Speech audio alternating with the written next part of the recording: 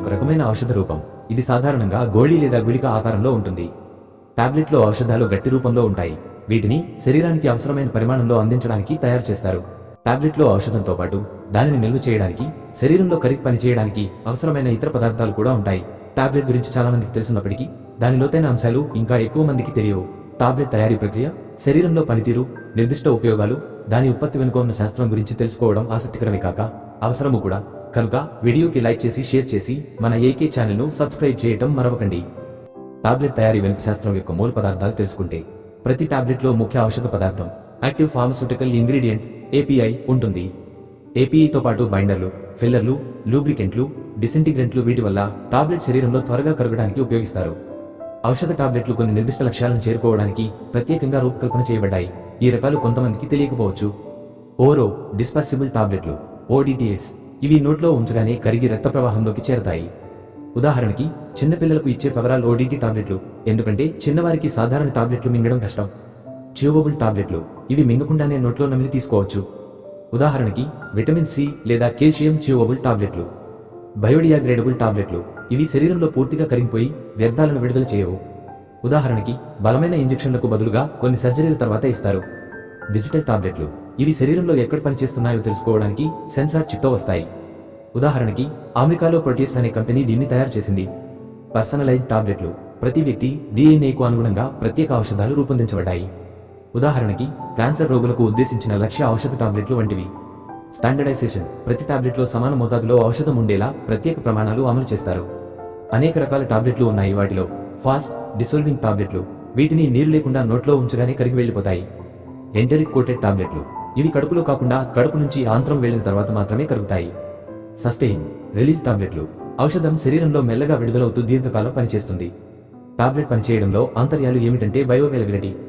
Tablet శరీరంలో ఎంత మోతాదులో పనిచేస్తుందో దాన్ని బయోవైలబిలిటీ అంటారు.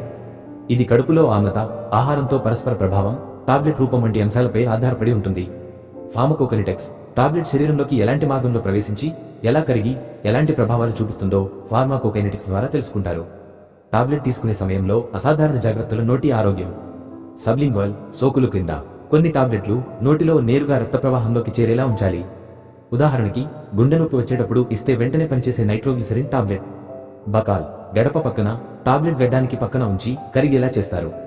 ఉదాహరణకి కొన్ని హార్మోన్ టాబ్లెట్లు రెక్టల్ లేదా వెనుక మార్గం ద్వారా. కొన్ని ప్రత్యేక టాబ్లెట్లు కడుపు సమస్యల వల్ల నోటితో తీసుకోలేనప్పుడు రెక్టల్ మార్గం ద్వారా అందిస్తారు. ఉదాహరణ చిన్నపిల్లల జ్వరం తగ్గించడానికి వినియోగించే పారాసిటమాల్ సపోజిటరీలు. టాబ్లెట్లు ఎక్కువగా మింగేవారికి క్రమంగా దవడ బలహీనత కలగవచ్చు. దీని నివారణకు నీటిని తగిన మోతాదులో తీసుకోవాలి. తదనంతర ప్రభావం. ఆహారం ప్రభావం. కొన్నింటిని ఖాళీ కడుపుతో తీసుకోవాలి, ఎందుకంటే ఆహారం శోషణను తగ్గిస్తుంది. ఉదాహరణకి యాంటీబయాటిక్ టాబ్లెట్లు డాక్సిసైక్లిన్. మరికొన్ని టాబ్లెట్లు ఆహారంతో తీసుకుంటే మంచిదిగా పనిచేస్తాయి. ఉదాహరణకి ఐరన్ టాబ్లెట్లు ఆహారంతో తీసుకుంటే కడుపు నొప్పి రాదు. శరీరపు పీహెచ్ స్థాయి. కడుపులో ఆమ్ల స్థాయి అధికంగా ఉంటే కొన్ని టాబ్లెట్లు తక్షణమే కరిగిపోతాయి, కానీ ప్రభావం తగ్గవచ్చు. ఉదాహరణకి అసిడిటీ ఉన్నవారికి సాధారణ టాబ్లెట్ కంటే ఎంటరిక్ కోటెడ్ టాబ్లెట్లు సిఫార్సు చేస్తారు.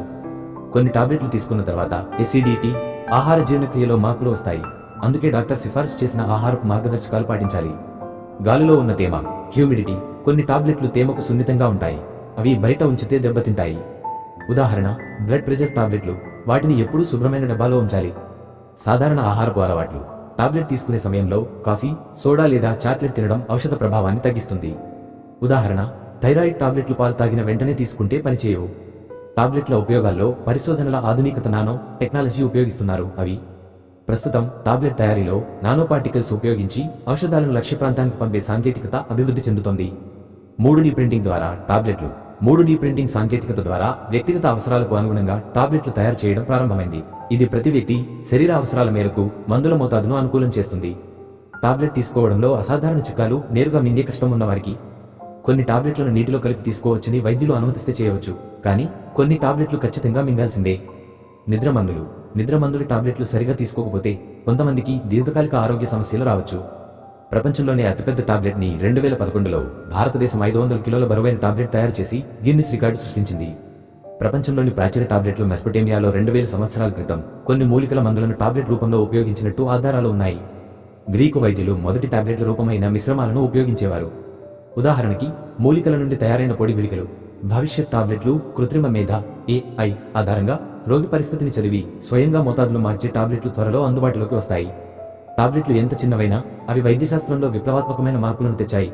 వాటిని సరైన విధంగా ఉపయోగిస్తే జీవన నాణ్యత మెరుగుపడుతుంది. అవగాహన లేకపోతే సమస్యలు ఎదురవుతాయి. కాబట్టి టాబ్లెట్ గురించి మరింత సమాచారం సేకరించి వాటి వినియోగంపై శ్రద్ధ పెట్టడం అనివార్యం, తప్పనిసరి. టాబ్లెట్ అనేది మనిషి ఆరోగ్య సంరక్షణలో ఒక అద్భుతమైన ఆవిష్కరణ.